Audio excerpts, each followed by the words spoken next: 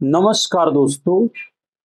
दरअसल 21 जून को होने वाली नीट यूजी की पुनः परीक्षा को लेकर के इस बार भारतीय एयरफोर्स की विशेष तैयारी है और परीक्षा के प्रश्न पत्र भारतीय वायुसेना के विशेष विमान से लाए जा रहे हैं ताकि उनकी सुरक्षा और गोपनीयता सुनिश्चित की जा सके।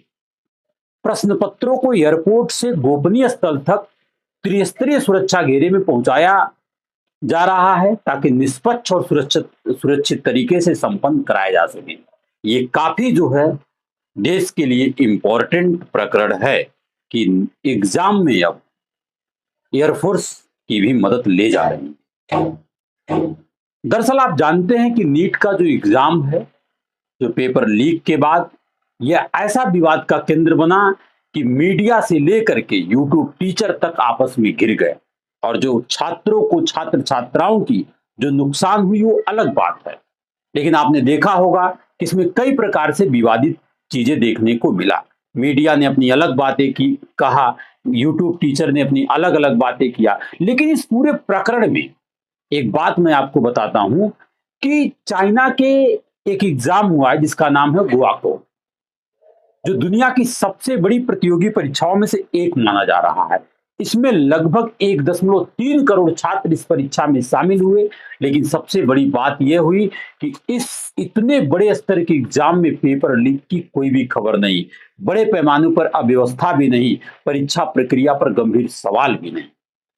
तो इस पूरे मामले को देखते हुए भारत के लिए एक तरीके से ये जो पेपर एग्जाम कराया गया गुआको, जो चीन की नेशनल कॉलेज एंट्रेंस एग्जामिनेशन परीक्षा थी, ये भारत के लिए एक बड़ी सीख के तौर पर भी कहा जा सकता है।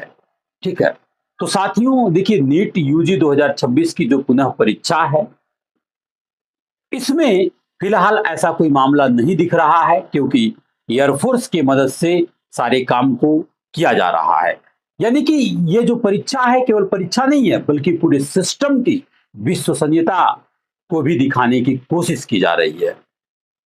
लेकिन एक प्रश्न है कि क्या यह सिर्फ सुरक्षा से समस्या हल हो जाएगी? नहीं, सुरक्षा जरूरी है लेकिन उतना ही जरूरी है पारदर्शिता, तकनीकी निगरानी, जवाबदेही और समय पर जांच। यदि सिस्टम के हर स्तर पर ईमानदारी नहीं होगी तो केवल सुरक्षा बलों से समस्या का अस्थायी समाधान नहीं होगा। चूंकि नीट का जो एग्जाम है, आप जानते हैं कि national eligibility cum entrance test भारत की सबसे बड़ी मेडिकल प्रवेश परीक्षा है। इसके माध्यम से एमबीबीएस, बीडीएस, आयुष कोर्स, अन्य मेडिकल पाठ्यक्रमों में प्रवेश दिलाया जाता है। हर साल लाखों छात्र इस परीक्षा में बैठते हैं और छात्रों की नाराजगी जायज भी है क्योंकि एक छात्र 2 से 3 साल तक तैयारी करता है, रोज 10 से 12 घंटे पढ़ाई करता है, परिवार लाखों रुपए खर्च करता है। लेकिन अगर कोई व्यक्ति गलत तरीके से प्रश्न पत्र प्राप्त कर ले, पेपर लीक जैसा मुद्दा हो जाए, तो मेहनती छात्रों को लगता है कि उनके साथ अन्याय हुआ है। ये बात सत्य है। इसके लिए आपको पता है कि एयरफोर्स का मदद लिया जा रहा है।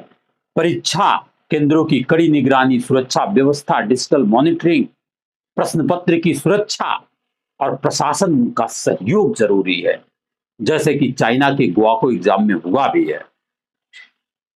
लेकिन चीन और भारत दोनों की परिस्थितियां अलग अलग है। चीन ज्यादा केंद्रीकृत व्यवस्था है, सख्त प्रशासनिक नियंत्रण है, वही भारत में विशाल लोकतांत्रिक व्यवस्था है, अलग अलग राज्य है, करोड़ों उम्मीदवार है के कारण चुनौतियां अलग अलग हैं। दरअसल आपको पता है कि भारत दुनिया की सबसे युवा आबादी वाला देशों में से एक है। यदि परीक्षा निष्पक्ष होगी तो प्रतिभा भी आगे आएगी, लेकिन यदि भ्रष्टाचार, पेपर लीक, अनियमितताएं बढ़ती है तो युवाओं का विश्वास कमजोर हो सकता है और इससे देश का नुकसान है। क्योंकि किसी भी देश की सबसे बड़ी संपत्ति ना सोना होता है, ना तेल है, ना इमारतें हैं, बल्कि उसकी युवा आबादी है। अगर प्रतिभाशाली छात्र सिस्टम पर भरोसा खोने लगे तो ब्रेन ड्रेन बढ़ेगा, निराशा बढ़ सकती है, योग्य योग्य प्रतिभाएं पीछे छूट सकती है। ये देश के लिए नुकसान होगा क्योंकि सरकार का लक्ष्य केवल पेपर लीक रोकना नहीं होता है बल्कि ऐसा विश्वसनीय परीक्षा तंत्र बनाना जहां हर छात्र ये महसूस करे कि मेरी सफलता का फैसला मेरी मेहनत करेगी, न किसी पेपर माफिया की पहुंच होगी। और यही विकसित भारत 2047 की सबसे बड़ी मजबूत नींव होगी। जय हिंद।